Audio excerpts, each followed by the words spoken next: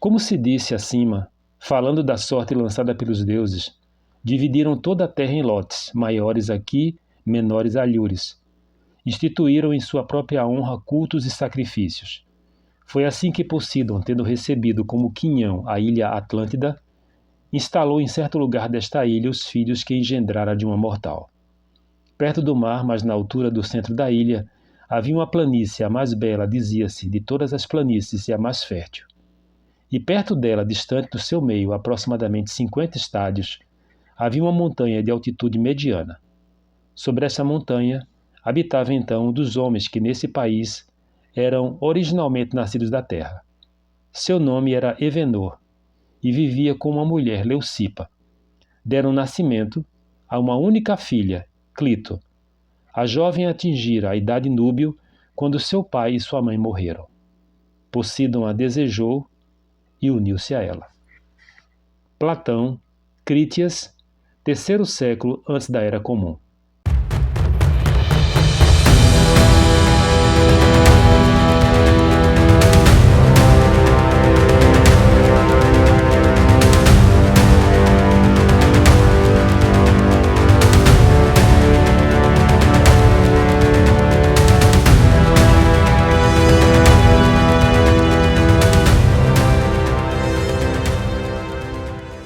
Olá, sejam todos muito bem-vindos ao canal Mitologia Grega de A a Z.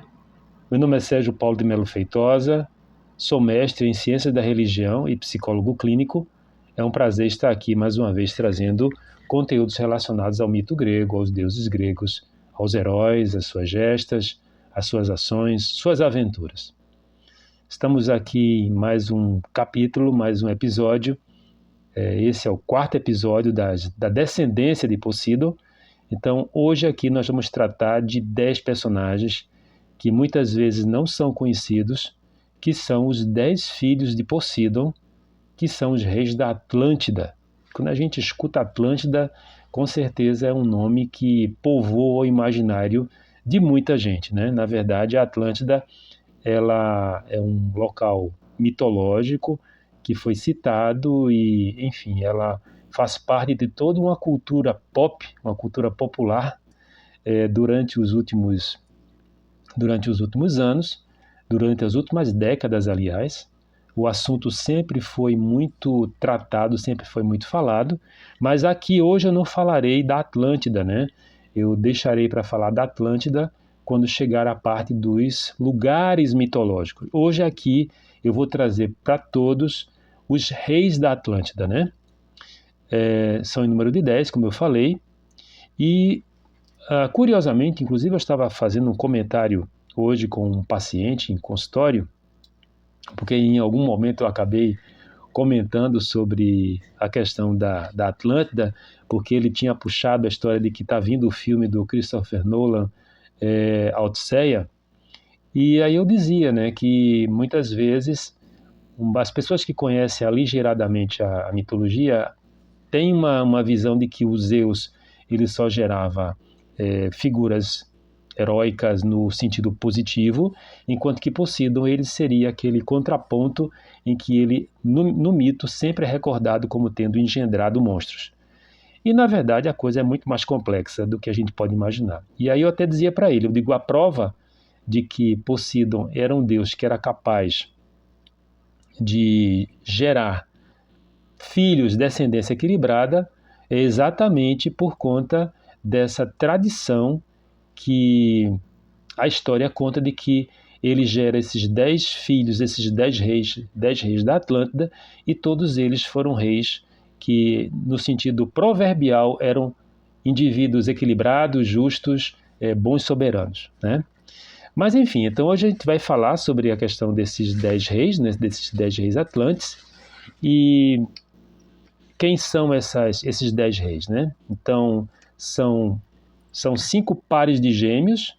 Então, eu vou falar aqui dos mais velhos, apresentando aqui agora apenas, né? São dos mais velhos, dos mais velhos até os mais novos, que são o Atlas e o Eumelo, o Anferes e o Evaemon, o Mineceu e o Autóctone, o Elasipo e o Mestor, e a última dupla, o Asaés e o Diaprepes.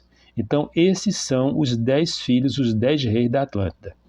Bom, antes da gente continuar, eu quero deixar aqui um forte abraço para alguns inscritos que fizeram reações, disseram, escreveram fizeram alguns comentários no canal. Quero deixar aqui um abraço para todos. Então, tem a Márcia Brito aqui, a Atenative, que fez comentário também, o Tiago Augusto sempre faz comentário no nosso conteúdo, a minha querida irmã Cristina Feitosa, né, que é a pessoa que me apresentou a mitologia ainda eu adolescente, e finalmente a Jupiteriana de Marte, que também fez comentário. Então, fico muito agradecido com a presença de todos e também com todas as pessoas inscritas que estão divulgando de uma certa maneira o canal. E uma coisa que eu até notei nas estatísticas, a maioria das pessoas que assistem o conteúdo não são inscritos. Então, o que é que eu vou pedir? Eu vou pedir que, se você chegou aqui por alguma indicação do YouTube ou por alguma indicação de alguém, se você não for inscrito, se inscreva no canal, dê o seu like, ative as notificações e faça um comentário, porque isso vai fazer com que o canal Mitologia Grega de A a Z seja apresentado a mais pessoas, tá? Então, antes da gente pontuar a questão dos reis da Atlântida, é necessário uma apresentação de um tema que é super importante porque tem tudo a ver com eles, tá? Na verdade, nós não ficamos sabendo da Atlântida por algum texto mitológico. Então, a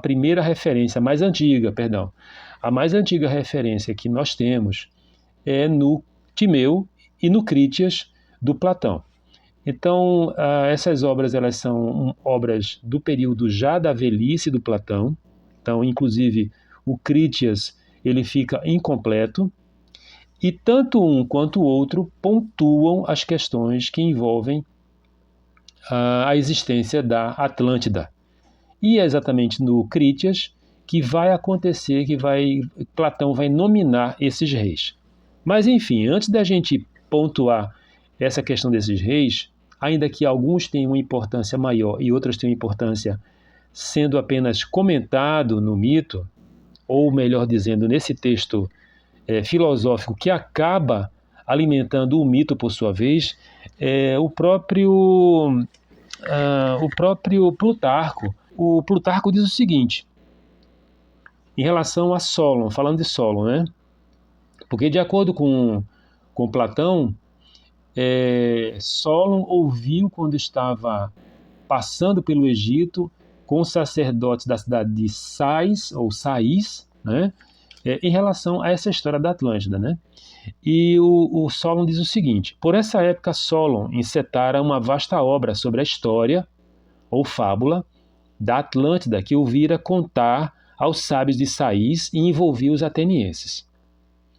Platão, apossando-se do tema da Atlântida como se de uma gleba abandonada lhe viesse às mãos por direito de parentesco, Platão descendia de Solon pelo lado materno, tá? Tomou como ponto de honra concluí-la e embelezá-la.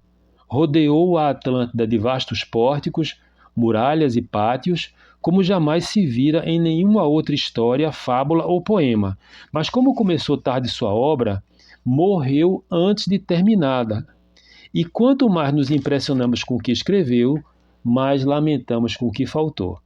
Assim como a cidade de Atenas deixou inacabado o templo do Zeus Olímpico, assim, entre tantas belas obras devidas ao gênio de Platão, somente o relato sobre a Atlântida não foi concluído. Então, Plutarco, que é um autor tardio em comparação ao próprio Platão, ele fala de que Platão começa a desenvolver um texto que começou a ser escrito por Solon, só que era muito grande, então Platão vai e pega essa obra, só que não consegue concluir.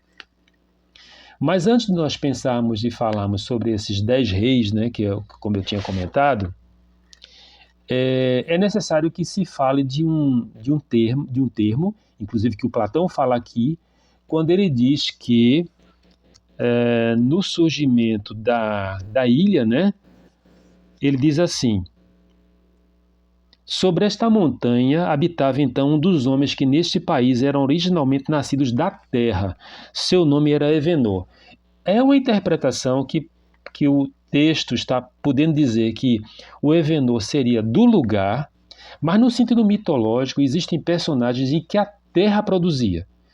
Então, assim, esse personagem, pensando em termos mitológicos, talvez ele se aproxime muito mais nesse sentido da terra produzir algumas pessoas, alguns seres, do que propriamente o Platão singelamente dizer que ele era daquela região, tá?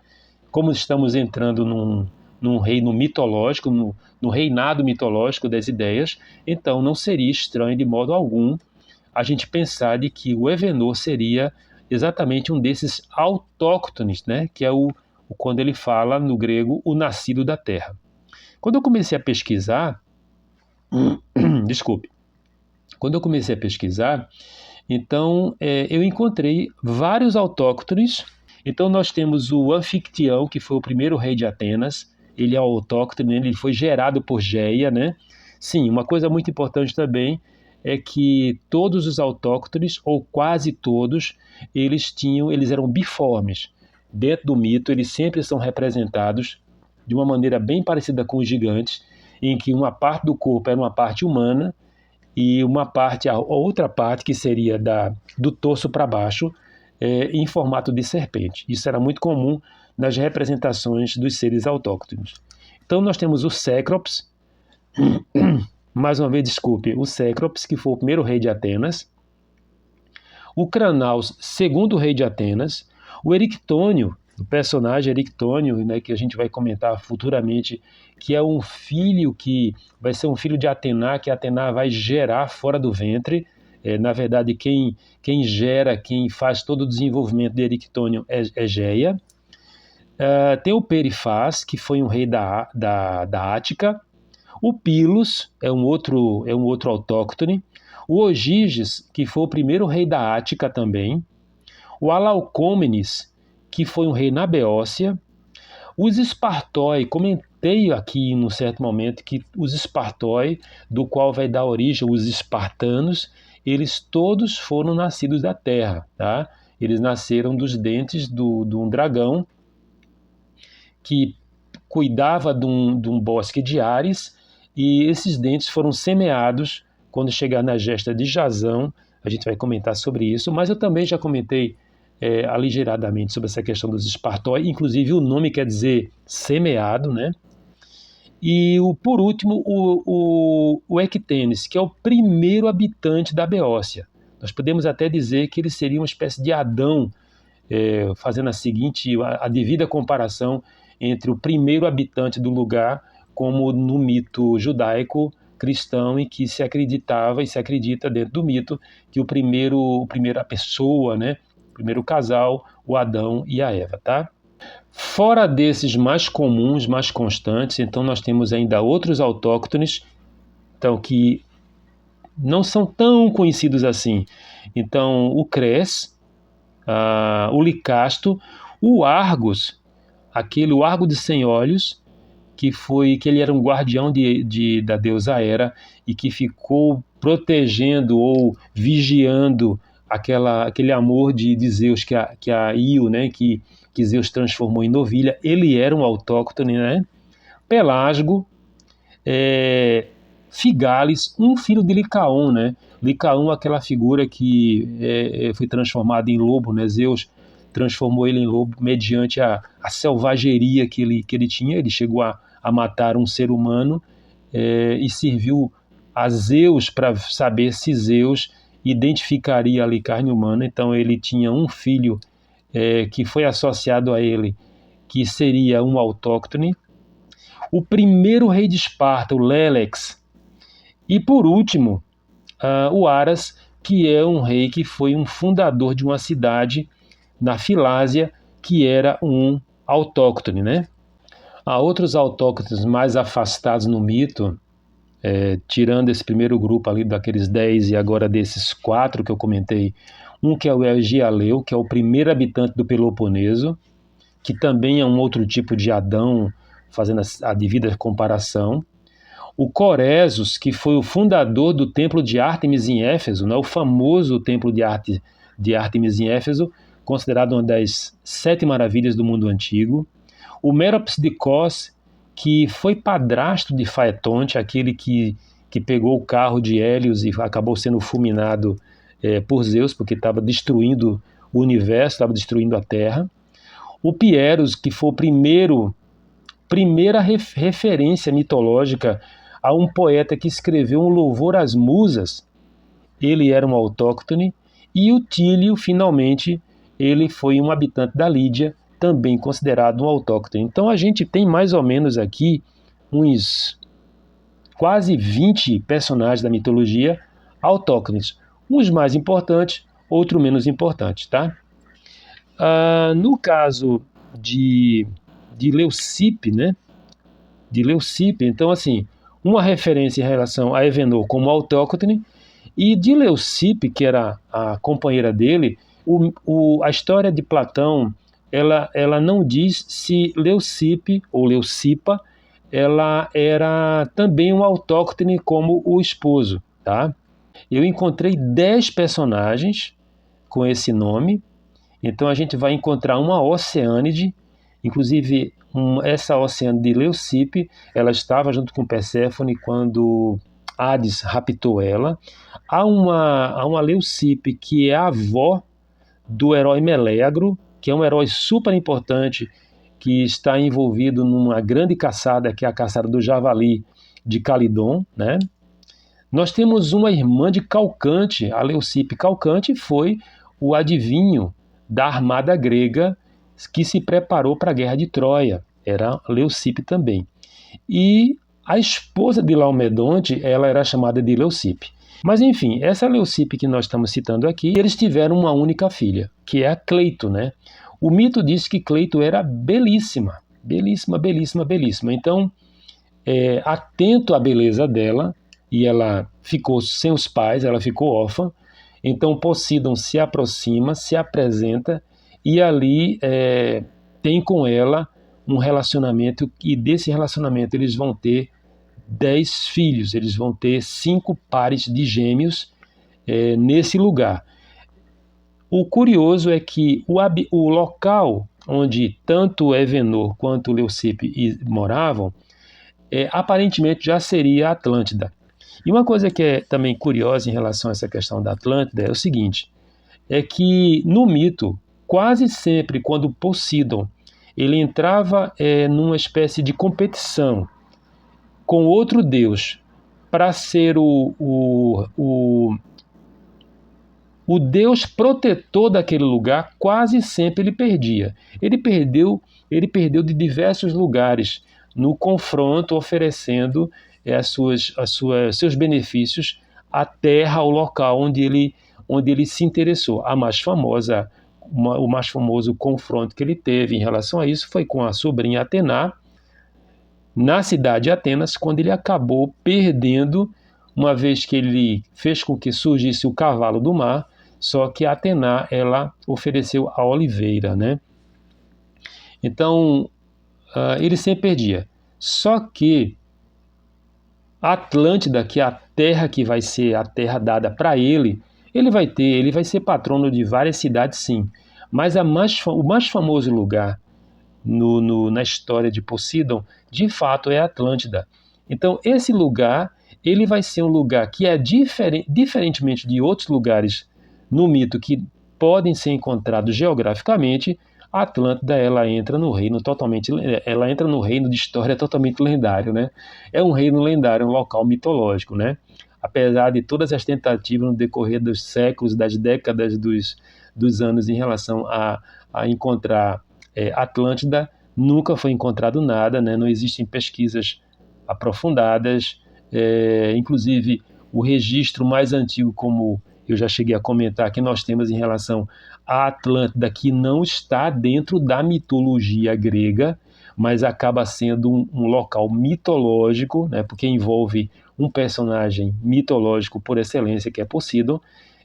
Não existe qualquer tipo de registro, de traço de uma cultura, de uma sociedade tão complexa que não tenha deixado rastros nenhum. Então, entra pelo mito, entra por aquele conjunto de ideias dos lugares perfeitos, né?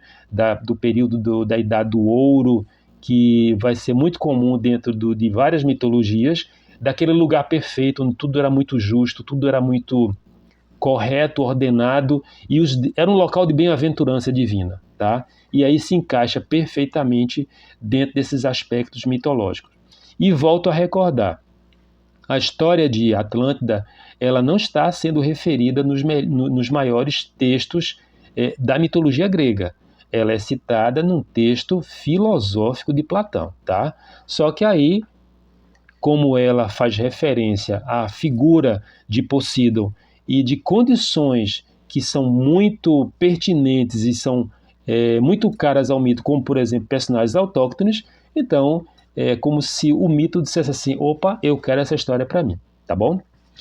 Bom, então assim, voltando para a questão dos filhos, né, que vão repassar aqui, a questão dos personagens, como eu disse que são 10, então, que é o Atlas, o Eumelo, o Anferes, o Evaemon, o Minezeu, o Autóctone, o Elasipo, o Mestor, o Asais e o Diaprepes. Então, a Atlântida, ela recebeu o nome exatamente em referência ao filho primeiro desses gêmeos, né? Então, Atlas, ele foi o filho mais... Ele é o gêmeo mais velho dessa relação de Poseidon com a princesa, né? Então, é ele que vai nominar a Terra. Inclusive, ele vai ser o rei Sucerano, tá? Esse personagem Atlas, ele muitas vezes ele é confundido com o Titã Atlas, tá?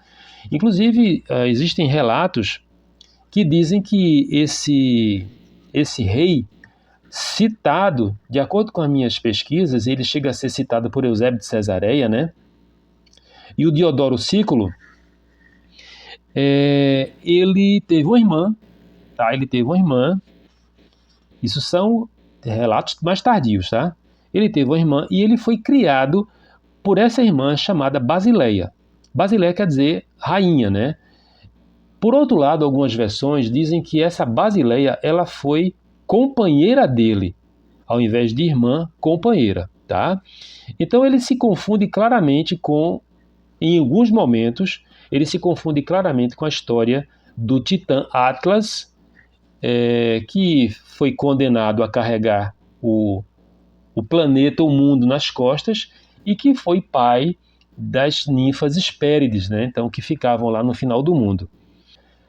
Essas ninfas, que são consideradas filhas de Atlas, varia no mito entre 3 e 7, existem vários relatos em relação a variações de número delas, né?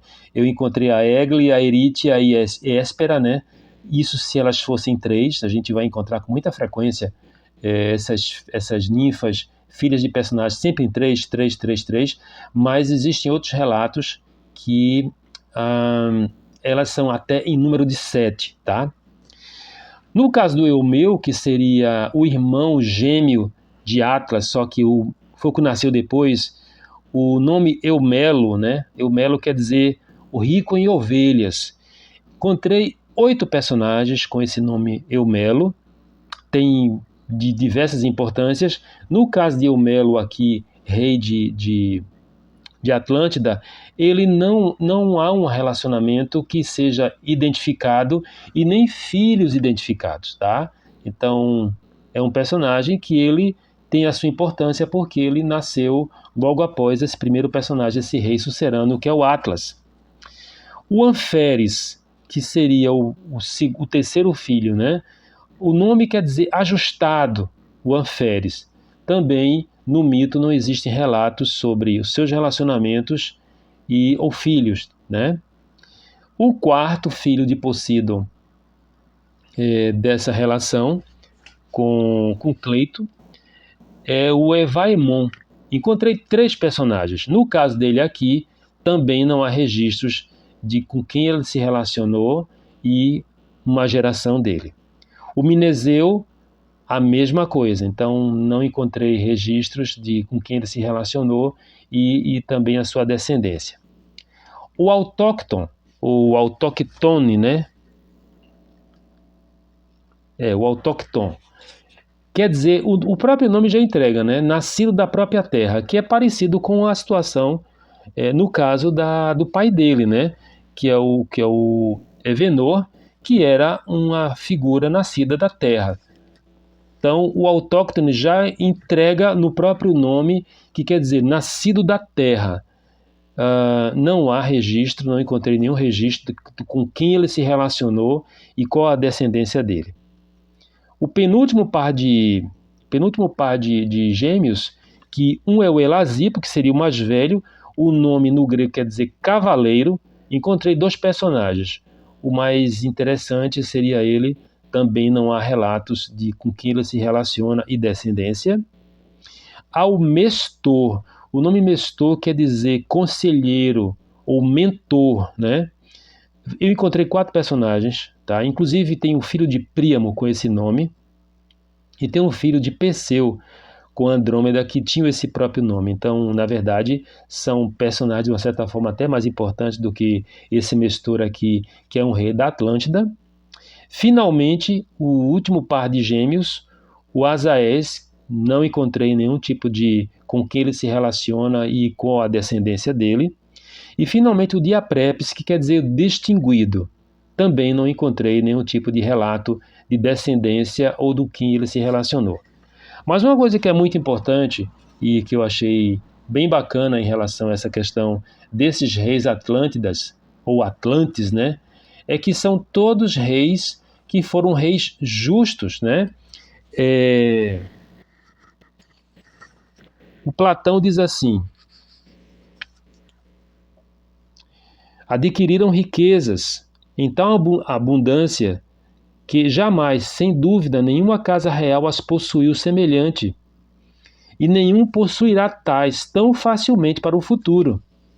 No que tange à autoridade e aos cargos públicos, foram desde o início organizados da maneira que se segue. Dos 10 reis, cada um exercia o poder na parte que lhe cabia, e na sua cidade comandava os cidadãos. Fazia a maioria das leis, podia castigar e condenar à morte quem quisesse, mas a autoridade dos reis uns sobre os outros e suas relações eram reguladas pelos decretos de Posidon. A tradição lhe prescrevia isso, bem como uma inscrição gravada pelos primeiros reis sob uma estela de oricalco que se encontrava no centro da ilha no tempo de Posidon. Os reis ali se reuniam periodicamente, a cada 5 ou a cada 6 anos, fazendo alternar regularmente os anos pares e os anos ímpares. Nessa reunião, deliberavam sobre os afazeres comuns e decidiam se qualquer um dentre eles havia cometido qualquer infração e julgavam. Quando precisavam administrar alguma justiça, atribuíam-se mutuamente fé, da seguinte forma: soltavam touros no lugar sagrado de Posidon. Os 10 reis, deixados a sós, após ter rogado ao Deus para lhe capturar a vítima que lhe seria agradável, punham-lhe a caçá-la sem armas de ferro, somente com chuços de madeira e redes. Havia, além disso, muitas outras leis especiais sobre as atribuições próprias de cada um dos reis. As mais notáveis eram não pegarem armas uns contra os outros, socorrerem-se sempre. Se um deles houvesse tentado, numa cidade qualquer, perseguir uma das raças reais, deliberar em comum, como seus ancestrais, trocar opiniões a respeito da guerra e outros assuntos, deixando sempre a hegemonia à raça de Atlas. Um rei não tinha autoridade de dar a morte a nenhum da sua raça, se essa não fosse a opinião de mais da metade dos 10 reis. Então aqui é Platão falando do Crítias sobre exatamente o equilíbrio que dentro dessa construção mitológica, esses filhos de Posidon, eles deliberavam e procuravam ser os melhores governantes.